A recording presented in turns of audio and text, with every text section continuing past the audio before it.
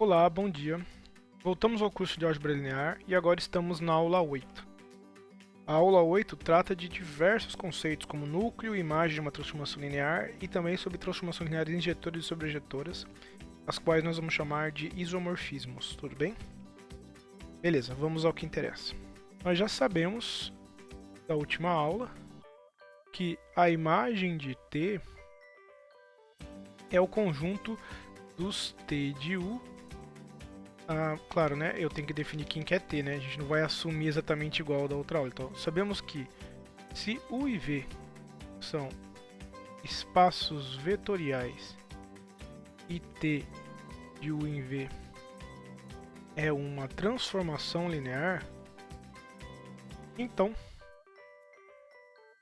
a gente construiu os conjuntos kernel de T, sendo todos os U's pertencentes a U, tal que T de U é 0. E a gente construiu a imagem de T. A imagem de T são os T's de U, tal que... vamos botar aqui o contradomínio, né? São os T's de U pertencentes a V, tal que U pertence a U. Vou arrumar aqui, que ficou muito ruim. U pertence a U. Tudo bem? Então, nós temos esses dois conjuntos que a gente já tratou, a gente já estava conversando sobre eles. O que a gente pode fazer agora é tentar... Tudo bem, agora a gente tem esse conjunto, kernel de T, a gente tem a imagem de T, e a gente quer estudar um pouco como que a gente vai caracterizar isso envolvendo outras propriedades que a gente já sabia, né? Então eu vou fazer um primeiro teorema aqui, ó. Nas condições acima,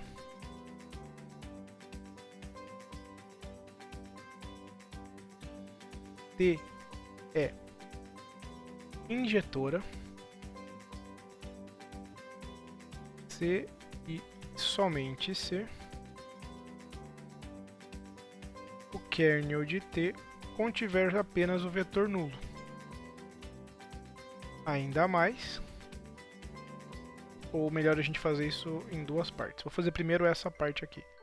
Bom, para eu demonstrar isso, eu vou primeiramente fazer uma prova, só que eu vou fazer em vermelho aqui para diferenciar desse fato. Como eu tenho um C e somente C, essa frase aqui, ela quer dizer que uma coisa é equivalente à outra. Então eu tenho dois sentidos de demonstração. Primeiro eu vou assumir que T é injetora e vou verificar que o kernel é nulo, e depois, se o kernel é nulo, eu vou verificar que ela é injetora. Às vezes a demonstração sai tudo junto, vamos ver como é que vai ser aqui. Primeiro, eu tenho que mostrar que se a minha função é injetora, então o único vetor que pertence ao meu kernel é 0. De fato, observe o seguinte: se U e V pertencem... na verdade, a gente vai usar um argumento bem simples, ó.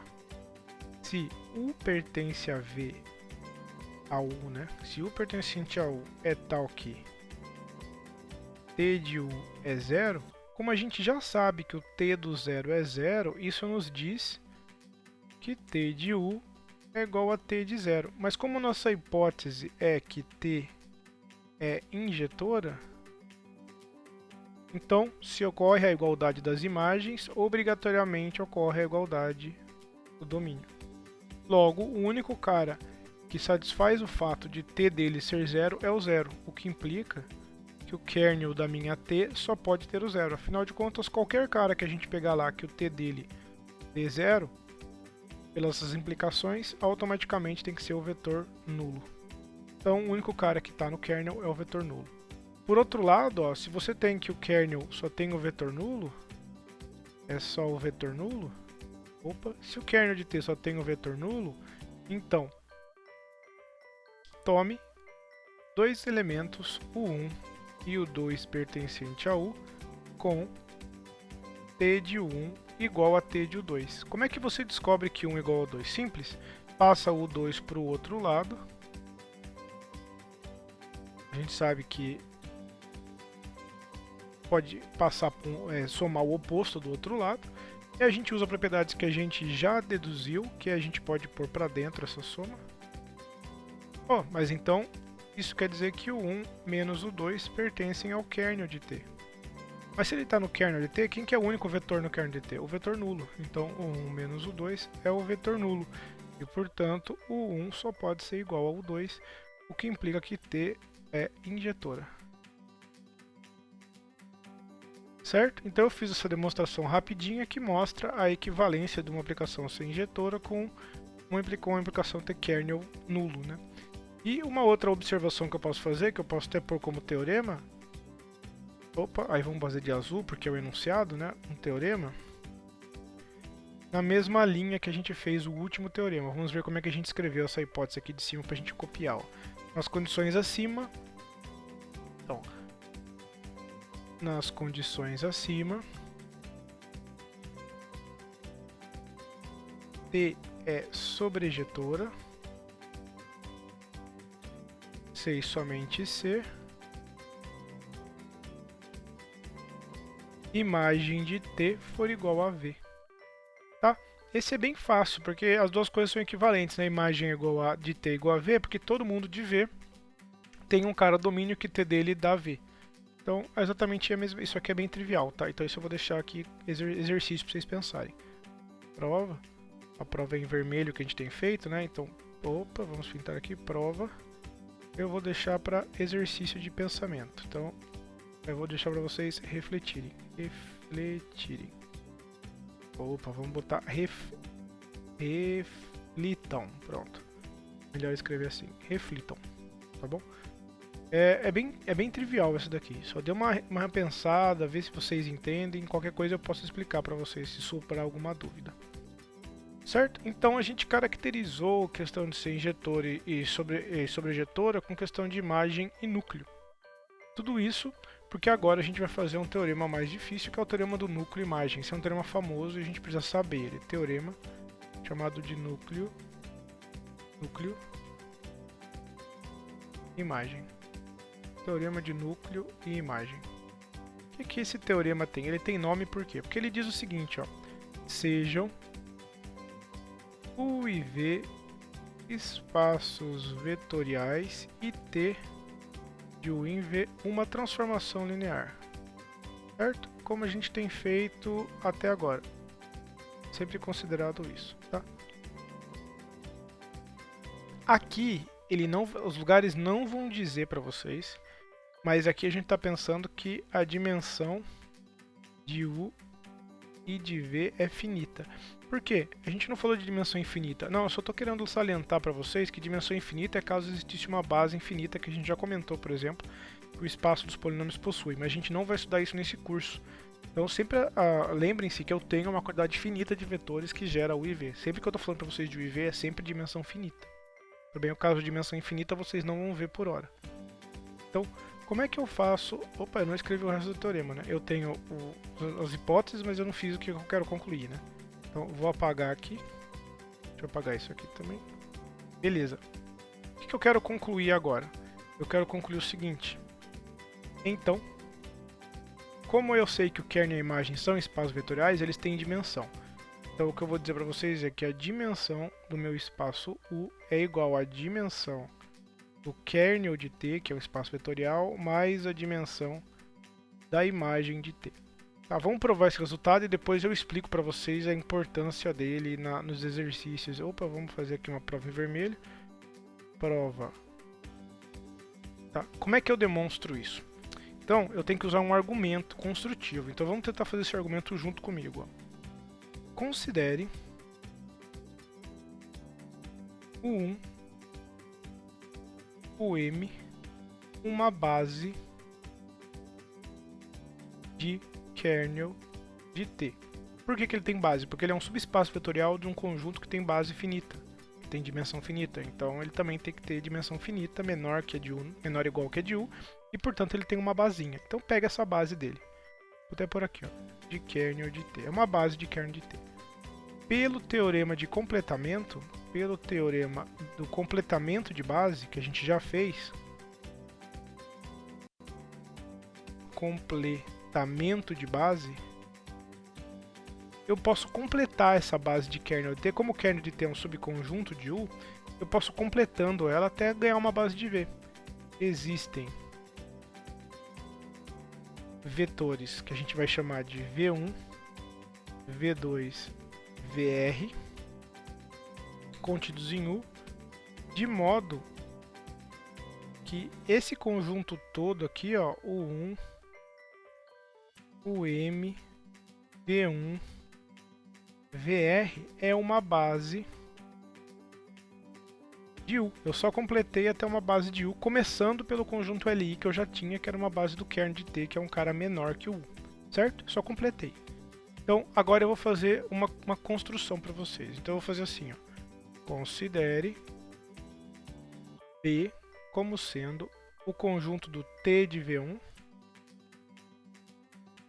até o T de Vn. Tá vendo? Eu peguei a imagem desses caras que eu arranjei completando. Então, P é base de imagem de T. Ou seja, se eu provar isso, eu praticamente acabei o teorema. Vamos provar isso primeiro, que se eu calculo a imagem desses caras que eu completei, vai dar uma base para minha imagem de T, para esse outro espaço subespaço vetorial do V agora. Tá? Como é que eu mostro que uma coisa é base? Então vamos lá, primeiro item, eu tenho que mostrar que é LI. Então, considere a combinação linear alfa 1 T de V1 mais 3 pontinhos alfa n T de Vn, uma combinação linear nula, certo? Eu tenho que mostrar que esses escalares são todos zeros para garantir que isso é uma transformação linear. Bom, para garantir que isso é LI. Usando a parte de transformação linear, eu posso pôr para dentro os escalares e somar todos os vetores aqui 2 a 2. Eu vou somando até juntar todos para dentro. Isso aqui, né, isso garante, uma flechinha garante isso, certo? Mas isso aqui, eu vou tirar a flechinha daqui, eu vou deixar só as flechinhas aqui embaixo, indicando que a parte de cima indicou na parte de baixo. Isso garante, então, que esse vetor aqui, ó, pertence ao kernel de T, porque a transformação dele é dar zero. Mas se ele pertence ao kernel de T, eu posso escrever, então, o que acontece. Como esse conjunto é uma base do kernel de T, o 1 até o M é uma base do kernel de T, eles geram todo mundo que mora no kernel. Então, isso garante que existem escalares beta 1, beta m. Opa, só deixa eu fazer uma correção, né? Os V's, eles vão até quando? Eles vão até VR, aqui eu tô pondo Vn. Não é Vn, né? É VR que eu tenho que colocar aqui, ó. Vamos apagar aqui então, aqui é VR, que só tem R carinhas, né? O N eu não usei como símbolo para nada. Então VR, aqui é tudo VR. Certo? Deve ter passado batido para vocês aí, mas é importante você não errar essas notações aqui, ó. VR, alfa R, VR, tudo bem? Então, existem escalares beta 1, beta m, tal que eu consigo escrever esse vetor. Quem que é o vetor do kernel? Esse é o vetor do kernel. Eu consigo escrever ele com uma combinação linear da base do kernel, né? Esse aqui é o cara que está no kernel. Se ele está no kernel, ele é escrito como uma combinação linear da base do kernel. A base do kernel é isso aqui, ó. Agora, se você passar tudo para o mesmo lado, como é que você vai ficar? Ó? Alfa 1 V1, alfa R VR, menos beta U1, menos beta M, UM igual a zero. Mas olha só, lembra que a gente começou com V1, VR, U1, M, uma base de U? Se é uma base de U e eu estou fazendo uma combinação linear nula, automaticamente a única chance é que o alfa 1 seja igual ao alfa R, que seja igual ao beta 1, que seja igual ao beta M, que seja zero. Só pode ter combinação linear nula com escalares todos nulos, porque o V1, VR e o 1, M é LI, como a gente começou lá no teorema. Mas isso mostra que o alfa 1, alfa R é zero, ó, que é o que a gente queria desde o começo. Certo? Então a gente mostrou que essa combinação linear nula só é zero, né? Essa combinação linear só vira zero se todos os escalares forem nulos. Então, essa primeira parte da demonstração tá ok, a gente já provou que eles são LI. O que falta fazer para mostrar que é base? Eu tenho que mostrar que eles geram todo mundo. Então eu começo assim, ó, 2. Vou mostrar que ele gera. Para mostrar que gera, o que eu vou ter que fazer? Pega um cara qualquer da imagem, seja V um cara pertencente à imagem de T qualquer. Isso quer dizer que existe um U pertencente a U com T de U igual a V. Afinal de contas ele está na imagem, então ele é T de alguém. Tudo bem? Esse alguém é o U. Mas se o U está em U, então eu consigo escrever ele com escalares, ó.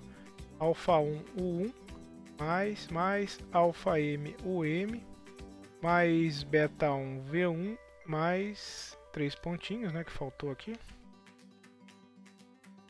mais beta R VR. Por que eu consigo escrever ele com essa combinação linear?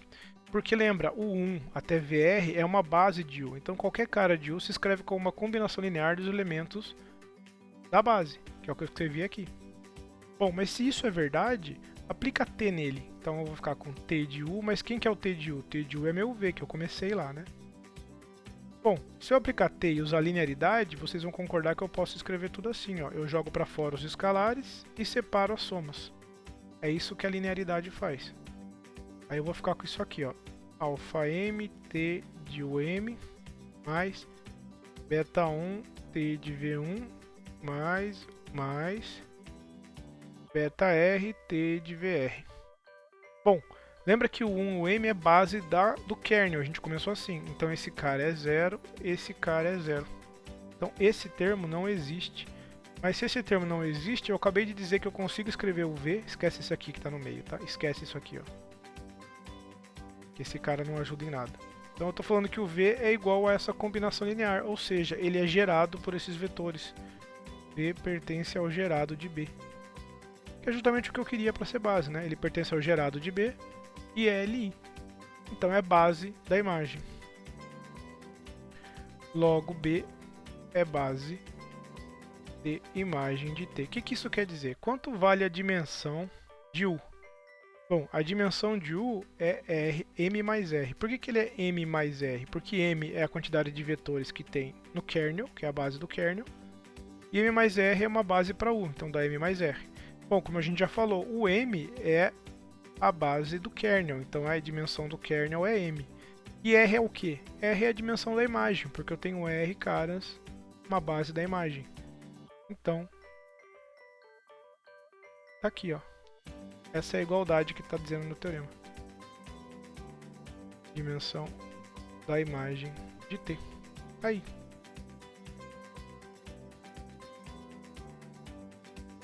Isso encerra a demonstração desse resultado aqui.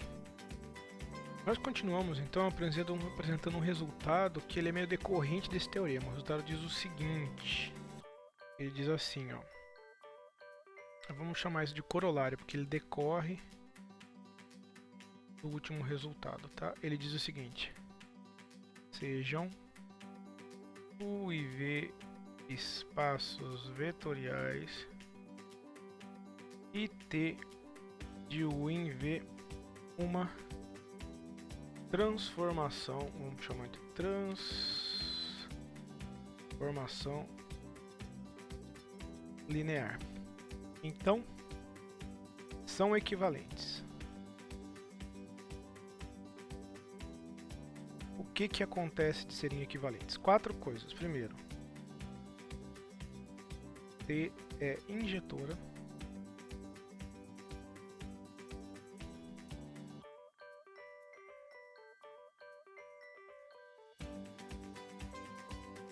T é sobrejetora.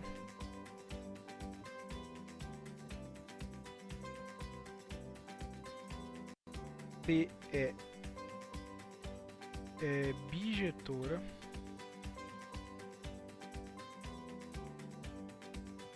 T mapeia. Vamos trocar mapeia, vamos trocar por leva base de U em base de V. O que eu quero dizer com isso? Se B é base de U, então T de B é base de V. Esse é o nosso corolário, é uma consequência daquele resultado que a gente acabou de fazer. Tá? Como é que a gente mostra ele, né? A gente tem que mostrar que as coisas todas são equivalentes. Então, para fazer essa prova, eu vou fazer ela aqui em vermelho. Eu vou justificando para vocês. Primeiro eu vou mostrar que 1 garante que 2 é verdade. Então, se a gente tem que a nossa função T é injetora, nossa transformação linear é injetora, por que garante que ela é sobre? Bom, pelo teorema do núcleo-imagem,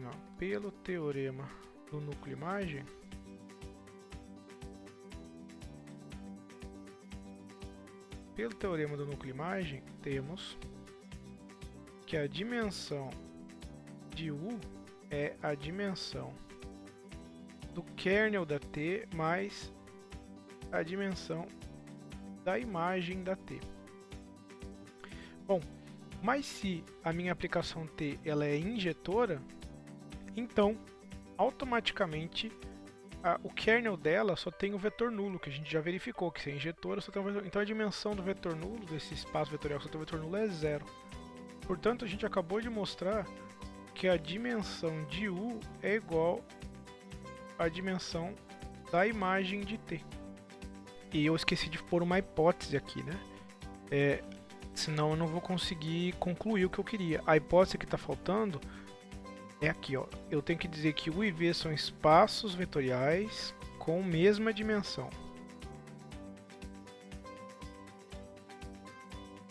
Vamos chamar essa mesma dimensão M. Então, tanto U, então, né, o que eu quero dizer é que a dimensão de U igual a dimensão de V igual a M.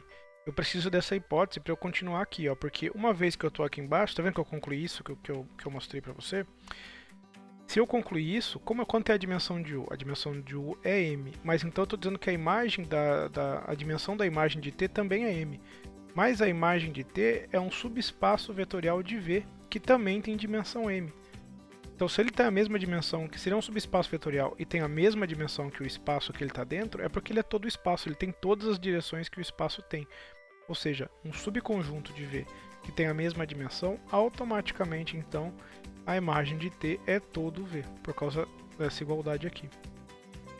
Mas se ele é toda a imagem de T, isso eu estou dizendo que a imagem de T é igual a V, ou seja, que é sobrejetor, que é exatamente o que a gente queria.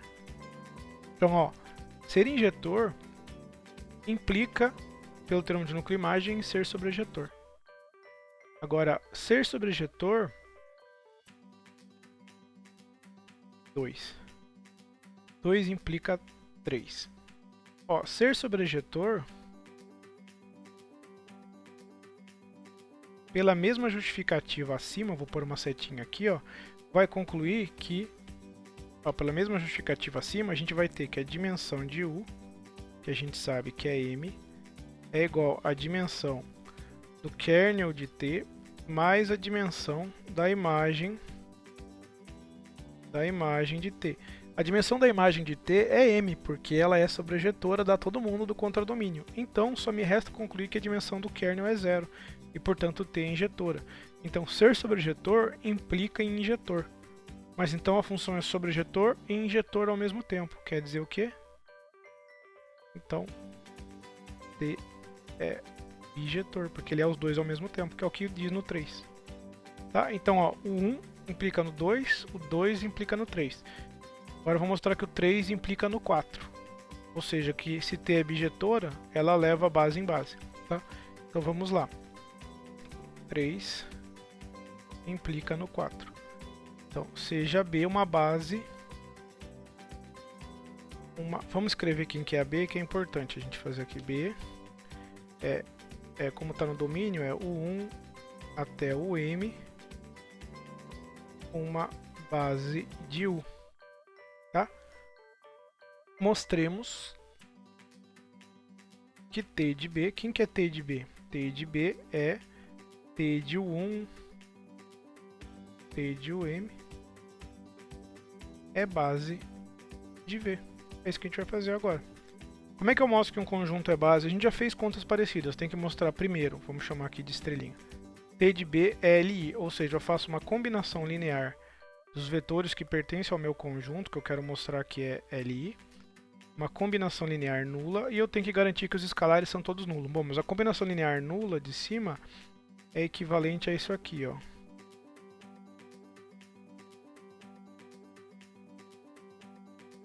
Bom, mas isso é equivalente a dizer que esse vetor aqui, ó, alfa 1, U1 mais alfa m, UM, é igual ao vetor nulo. Tudo bem? porque quer dizer que ele está no kernel. E se ele está no kernel, o único cara que está no kernel, já que minha aplicação é bijetora, é o vetor nulo. Então ele é o vetor nulo. Bom, mas a gente já sabe que o M é uma base de U. Se é uma base de U, a única... Isso aqui é equivalente... essas coisas aqui vão acontecer, né? Porque T é bijetor. E isso vai dizer que todos os escalares são nulos, porque eu já sei que os alfas são... Os UMs, eles são LI, por hipótese. Ele é uma base, ó. Se é uma base, a única chance dessa combinação aqui dar zero é se os escalares foram todos nulos. Que era o que a gente queria desde o começo, provar que os escalares dessa combinação eram todos nulos. Tudo bem? Agora a gente vai ter que provar que eles geram todo mundo. Então o que eu tenho que fazer? Eu tenho que pegar um vetor qualquer e mostrar que ele é escrito como combinação linear desses caras aqui. Bom, mas como pega um V, seja V pertencente a V. Certo? Como o T é sobrejetor, né? Ele é bijetor, então como o V é T de B, porque ele é sobrejetor, então existe um U pertencente... Opa, ele não é T de B, né? Ele é T de U, porque ele é sobrejetor com o domínio todo. Então existe um U pertencente a U, tal que o T de U é o V, certo? Agora eu uso assim, o U está em U, então eu sei que existem escalares que escrevem o meu U com uma combinação linear da base de U. Pronto, eu consigo fazer isso. Se eu aplicar T dos dois lados, eu vou concluir que o T de U, mas quem que é o T de U? Ora, o T de U é o meu V. O meu T de U é alfa 1 T de U1 mais alfa M T de UM. Aí, ó, eu acabei de escrever o V como combinação linear dos elementos da imagem de B. Isso quer dizer, então, que T de B de fato é uma base. E isso prova o item que a gente estava querendo, que era o item 4, né? Ou seja, ser bijetor implica que leva a base em base. E por último, para a gente fechar esse ciclo, a gente tem que mostrar que o 4 leva em 1. E aí fechou, né? A gente anda à vontade entre todos os itens, né? Você consegue chegar de um item no outro seguindo essas sequências aqui a hora que você quiser. Tá? Então, levar base em base vai implicar que minha aplicação ela é injetora, que é a primeira coisa que a gente tinha. Lembre que a aplicação linear ser injetora quer dizer que o kernel só tem um vetor nulo. Então vamos mostrar que o 4 implica em 1, ou seja, eu vou considere B uma base de U e sabemos que T de B é base de V. Essa é a nossa hipótese. Queremos mostrar que o T é injetor, então seja T, T não, né? Seja um vetor pertencente ao kernel de T. É isso que a gente tem que mostrar que ele é um nulo. E note que, vamos dizer que, e note que se B for dado assim, se B for esse conjunto de vetores aqui, então existem escalares que escrevem o U assim, ó, alfa 1 U1 mais alfa M UM. Eu sei que isso é verdade porque o kernel de T está contido em U e essa é uma base de U, tudo bem? Olha, se isso aqui é verdade, então eu posso aplicar T dos dois lados, mas se eu aplicar T dos dois lados, eu tenho isso aqui, ó, T de U igual a alfa 1 T de 1 por causa da linearidade do meu operador, certo? Só que olha que interessante, o T de U é zero. Então se você esquecer isso aqui por um minuto, você está dizendo para mim que essa combinação linear é nula. Mas T de B é base, por hipótese. Então T de 1, T de M é LI. Então uma combinação linear nula de vetores LI só dá zero se não, né? A gente conclui então que todos os escalares são nulos. Alfa 1 igual a alfa M, que é igual a zero. Deste modo, como a gente escrevia como essa combinação linear aqui em cima, como todos os escalares são nulos, deste modo a gente tira automaticamente que U é o vetor nulo. Ou seja, eu só tenho o vetor nulo no kernel de T, o que implica que T é injetor. como a gente queria, o que encerra a demonstração desse corolário. Ou seja, a gente conseguiu mostrar que essas coisas são equivalentes se o espaço tem dimensão finita e T é injetora ou sobrejetora ou objetora. Tudo equivalente. Tudo bem? Bom, olha que legal. Então, ser injetora e objetora da sobrejetora são coisas que têm propriedades interessantes relacionadas. Por isso que a gente vai criar um novo conceito. É o conceito de isomorfismo. Definição. Se U e V são espaços vetoriais, vamos pôr assim, resumido o que a gente tem feito, espaços vetoriais, e T de U em V é uma transformação linear bijetora, diremos que T é um isomorfismo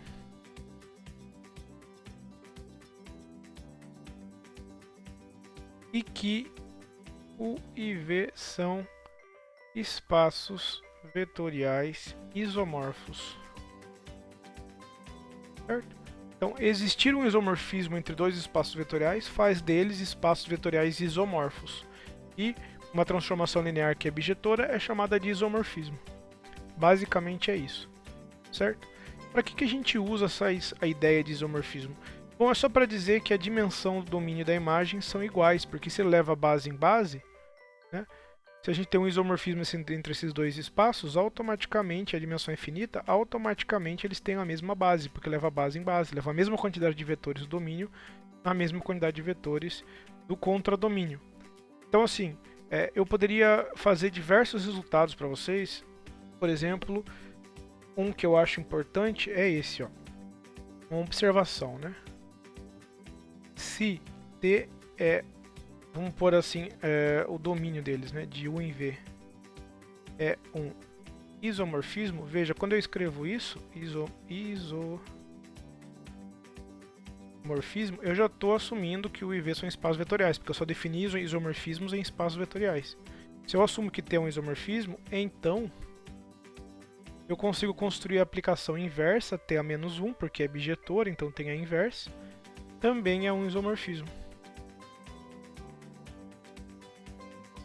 Então, que a T a menos 1 é bijetora, a gente já sabe. Como é que a gente mostra que ela é linear? É a última coisa que está faltando. Vamos só fazer essa continha, ó. T a menos 1. Pega dois caras que moram em V agora, de V1 mais V2. Bom, eu não sei fazer nada aqui, mas eu sei que esse cara é um elemento de U. Um Uzão de U. Tá bom? Agora eu vou fazer em vermelho aqui embaixo, ele é um Uzão de U que eu não conheço. Mas agora eu vou fazer em vermelho aqui uma observação.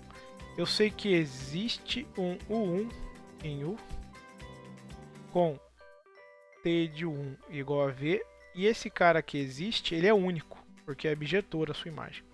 E também existe um único, essa exclamação é para dizer que é único. U2 pertencente a U com T de U2 igual a V2. Isso eu sei que é verdade. Bom, mas se eu tenho essa igualdade, né, que o T a menos 1 de V1 mais V2 é o U, isso aqui então, usando o que eu defini, o que eu tenho aqui embaixo, é a mesma coisa que falar que T a menos 1 de T de U1 mais T de U2 é o meu U, certo? Mas agora o T é linear, aqui eu posso juntar, ó. Então aqui fica T a menos 1 de T de U1 mais U2 igual a U. Ah, mas agora ó, T a menos 1 de T cancela, é a inversa, né? Então dá que o 1 mais o 2 é o U, tá vendo? Ah, mas o 1 é o T a menos 1 do V1. E o 2 é o T a menos 1 do V2. Então eu acabei de mostrar para vocês, por um lado, que o meu U é T a menos 1 de V1 mais V2. Mas por outro lado, o meu U é o T a menos 1 de V1 mais V2. Ou seja, eu separo as duas coisas, que é a mesma coisa que eu pedia da primeira propriedade de ser linear. Certo? A segunda propriedade de ser linear, que é o que vai garantir de fato que isso é uma transformação linear, é do escalar. Então eu vou usar o mesmo raciocínio que eu já usei aqui e eu vou deixar isso de exercício para vocês, porque é sempre bom pensar um pouco. Então, como é que você mostraria para mim que T a menos 1 de lambda V é igual a lambda t a menos 1 de v. Usa a mesma ideia, então dá uma pensada aí. Certo? Bom, existem outros diversos resultados interessantes que dizem respeito a espaços vetoriais, principalmente esse que eu levo base em base, se é um isomorfismo, maneiras de definir isomorfismo e aplicações e tal, mas eu acredito que isso que eu falei para vocês já é mais que suficiente para vocês fazerem todos os exercícios sobre transformação linear das nossas notas. Sendo assim, eu agradeço e até mais.